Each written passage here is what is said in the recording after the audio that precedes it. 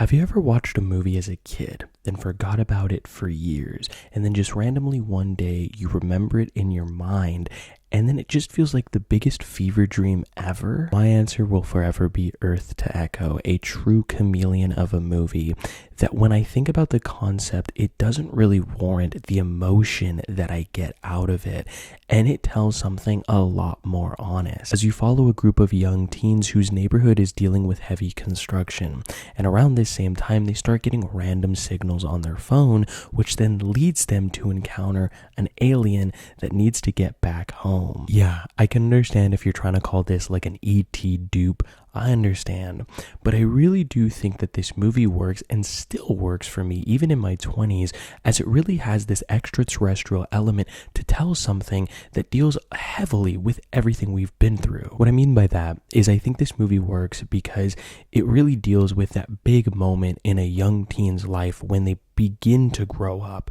when life changes happen, and you have to accept that, because this is almost like the last hurrah for them as each of them kind of go off for school or they're moving, and these are best friends, lifelong friends that have to part ways. So it justifies this whimsical silliness by having this echo alien, because it really is telling something universal in that we've all grown up, we've all had to part ways with our best friends, and we've all had figurative moments where we've met aliens and our lives have completely changed. This movie also looks really good. I know that was big during the time of doing found footage, but there's certain shots of like sunrises and sunsets and even like big CGI moments for with its budget works. This movie worked for me when I was a kid, but as an adult, I almost maybe shed a tear or two, and I have no shame in admitting it. You definitely need to check this movie out.